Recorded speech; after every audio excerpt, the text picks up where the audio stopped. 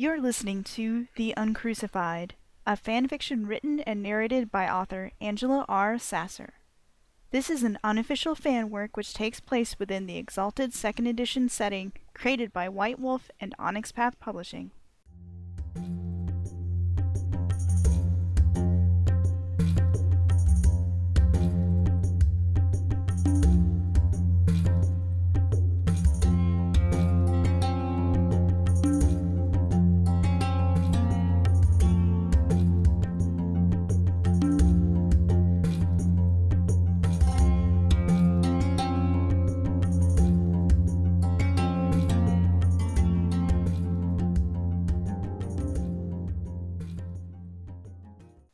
Entry 4. Name Day.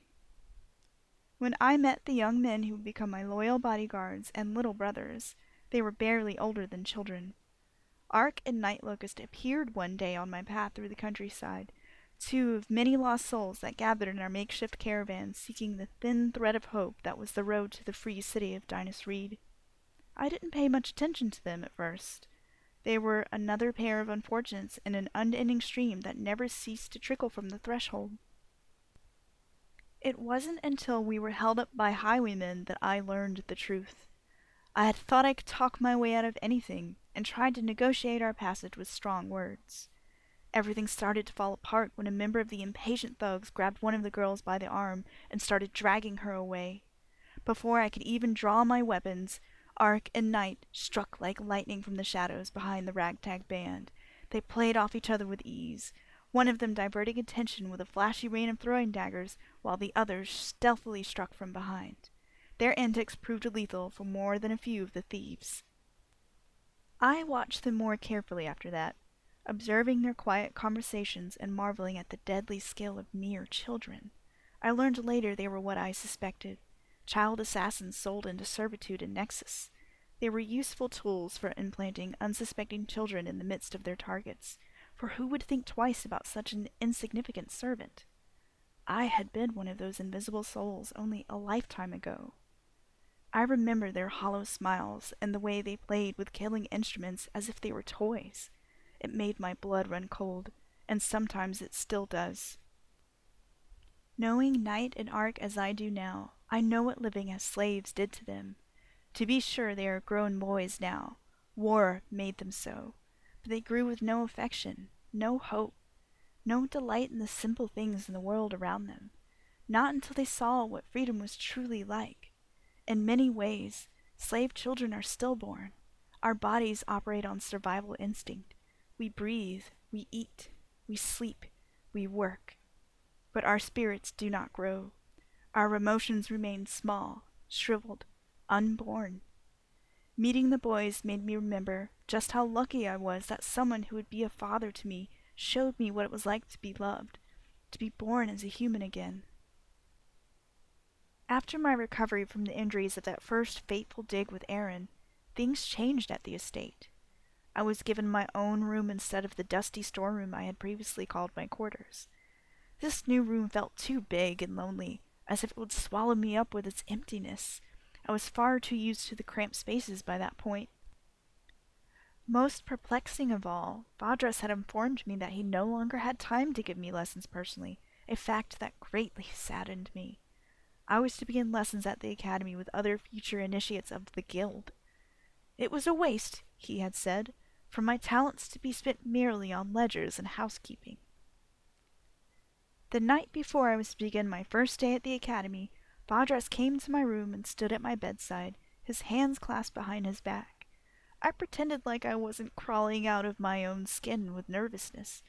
What was he thinking, sending me to the academy? It was no place for someone like me, even if it was meant to better train me as a servant. But I kept all of these doubts tidily hidden under a "I will do my best, master," when he asked how I was feeling about the notion. And that is when Aaron Vadras produced a tart with a candle on it from behind his back. Honey and hazelnut and pine nuts! It was my favorite pastry from the south. Confused, I merely took the plate in my hands and stared blankly back at Vadras. "I wasn't sure of your age, so I figured today was as good as any," He stapled his fingers together and took a seat on the side of the bed. I still only stared. When the confusion became evident, he seemed embarrassed, but quickly hid the fact with words. Why, happy name day, of course. Since I couldn't find the date in your papers, I figured today was as good a day as any. He pointed to the candle and made a motion. Blow this out. I followed the command without thinking, as I had been trained, and, to my surprise, found half a tart shoved into my mouth. I chewed, still confused, but pleasantly distracted by tastes that reminded me of familiar spaces. I don't understand, Master Vadras. My name day? I tried to eat daintily in front of him, but I failed miserably, getting crumbs everywhere and hastily trying to clean them up after. Yes, a birthday! Today, my girl, you will be called Vadras officially. I've already sent off the missives. He smiled, pleased with himself. Kalara, I would like it if that is to say, you are willing. I would like it if you became my ward. He stumbled over his words, Vadras more nervous and ill-composed as I had ever seen him. I stopped chewing, stunned, crumbs still littering my face. He seemed to take my pause as an answer in the negative and became vaguely flustered. I suppose I should have asked first. I'm sorry, but Oh! Vadras had no time to finish when he found himself caught in a tight embrace. I had no words for this kindness. They weren't in my vocabulary. I could only manage tears and quiet, feeble words. Please, don't wake up. The words made no sense to Vadras till it dawned on him that I was telling myself not to wake up from this blissful dream. The realization made him return the hug with unexpected tenderness. Oh, my girl, you gave me my life. What kind of businessman would I be if I did not return the favor? I could feel his smile on my neck. Now, eat the rest of the tart and clean up. You want to be alert for your first day. He rose from my side, handed me the plate, and casually straightened the sheets and fluffed the pillow as a way to channel his own nervousness. Thank you, Master. Stunned as I was, I could only mutter one of many trained responses of gratitude as Vadras turned to leave. At the word Master, he stopped, though, and spoke without turning around. Maybe one day, when it feels right, you might call me Father instead. He bowed his head and sighed to himself. I could see he wanted to turn back again, but he kept himself facing away. Good night, Kalara. I ate the rest of my tart in silence, and my dread for the next day fell away.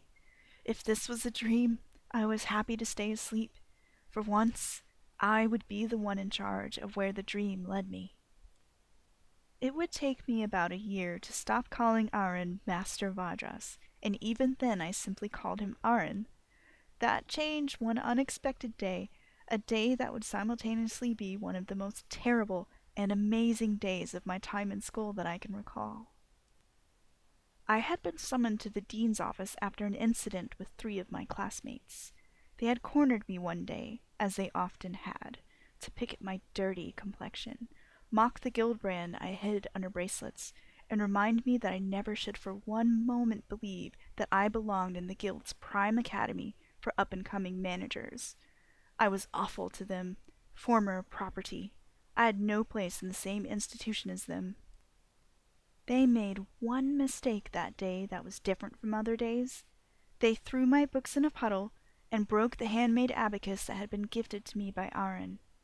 Those pampered, prissy, overfed brats weren't prepared for the flurry of anger and lifetime of repressed rebellion that I unloaded on them that day.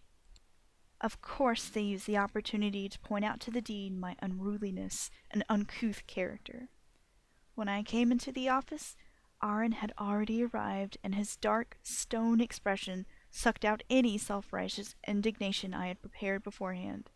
I was dismissed almost as soon as I came in, with the dean satisfied that I would receive proper education at Vadras's hand. We sat in complete silence during the palanquin ride. I began to open my mouth, but Vadras only motioned with a raise of his hand that I should stop right there. He continued to sit with crossed arms, in an expression that gave away nothing. I realized soon after that we weren't going home. My heart began to race. Where were we going? Even after all of that time of living as his ward instead of his slave, I still feared discipline whenever I displeased him. More so because I still feared, deep down, that he would one day be tired of me and decide it was easier to keep me as a slave. Soon enough, we arrived at a nice house off the market district. To my surprise, one of my offending classmates, who was still nursing a black eye, opened the door. She was completely reduced to jabbering yes sirs at the sight of Vadras, who I sometimes forgot was one of the most powerful men in the district. Aaron Vadras making a house call for anything other than business dealings, research, or a meet and greet was unheard of.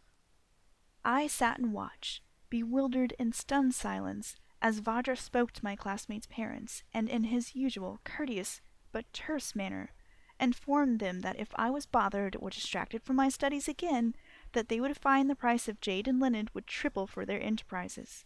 They would also find that their currency would no longer be accepted at several banks and establishments. We made 2 other stops that night, with similar speeches being given at the houses of my other offending classmates. When we arrived home some time later, Aaron simply called for dinner to be prepared, making sure that my favorite foods would be on the menu that night.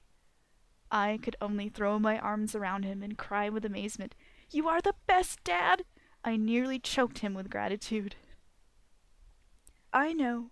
He grinned his subdued little smile, then continued on, business as usual.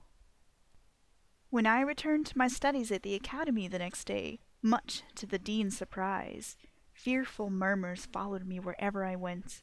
I would be lying if I said I didn't enjoy that aura of fearsome mystique they were painting on me. I was Kalara Vadras, and that name meant something now. I returned to my studies, business as usual.